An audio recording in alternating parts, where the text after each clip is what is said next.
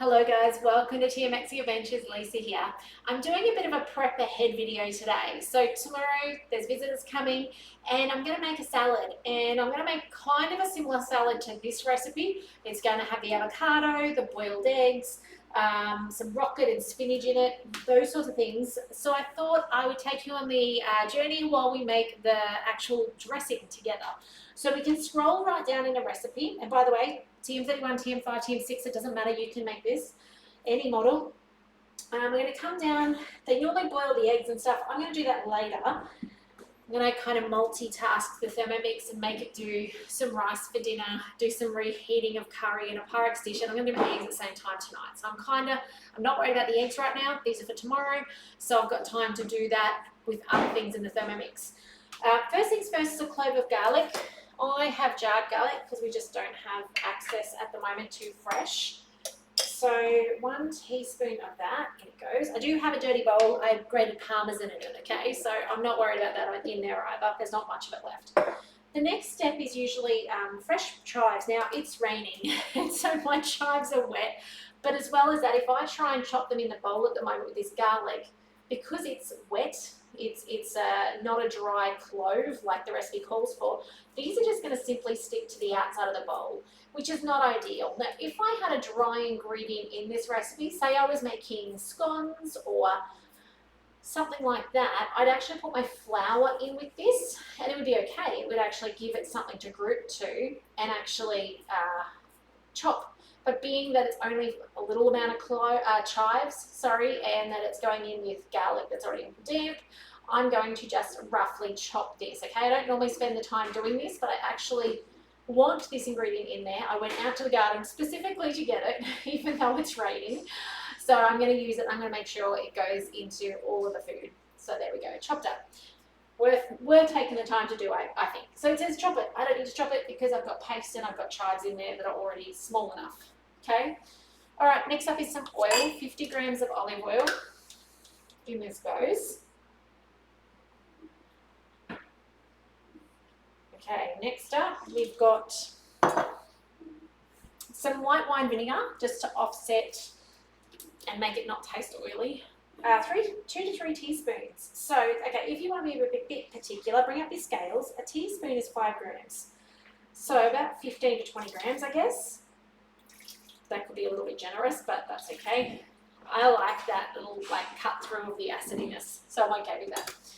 All right, now, especially when you've got cream cheese, like that smoothness to it, to have that little bit of an acidy bite, it's nice. But mind you, we are a house full of people who eat the lemon, okay, like it's an orange. If we ever make fish and chips, it must have lemon on it. So that's, yeah, little insight. So it says some cream cheese. It says soft. I don't have soft. I've just got ordinary cream cheese. Now, I did look ahead in this recipe to check, and it does have water in a moment. Now, the water is going to be also what's going to help this not get firm. Like, otherwise, if there's nothing in there, when I go to put this out tomorrow on the salad, it's going to be this texture. It's going to be back to this because there's simply not enough liquid content coming from anything else. So something to be mindful of is I may have to increase that liquid. Otherwise, I may end up with it being just too solid. Okay, 2 pinches of nutmeg. So I just have a spatula here I'll use. That'll do. That's about a generous amount. Okay, some salt and I don't know where my salt is. We'll put the salt in later because my 2 salt containers are not currently visible. And the last thing is some pepper. So in this goes, actually it's not the last thing, it'll be the second last thing. Be generous with your pepper. There's my water. That's the bit I was talking about. So 100 grams of water. And as I said, we might need to put a little bit extra in because I don't have soft cream cheese. It's not a spreadable variety that I've got. Well, there you go. It's an extra tablespoon. So that helps. Okay, now we've got the lid. Now I do need to put a quarter of a teaspoon of salt. As I spin this up, I will search for the salt. I have 10 seconds to find it.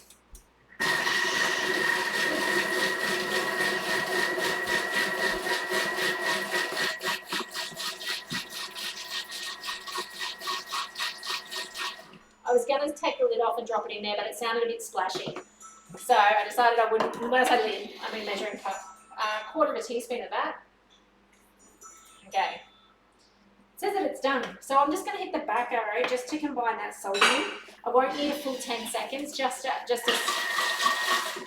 what did I forget to do, people? Try that again. Put your measuring cup in so you don't wear your dressing. And that's it. We're done. So that's how you make the creamy dressing from this recipe. I'm going to put it in a jar. It's going to go in the fridge. And that looks perfect. It doesn't look like something that's going to set in my fridge back solid. We don't want that.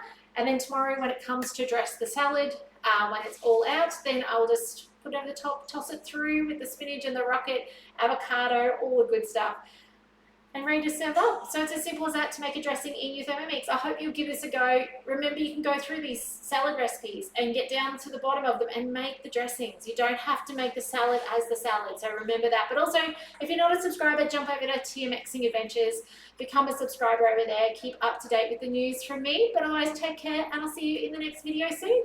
Bye for now.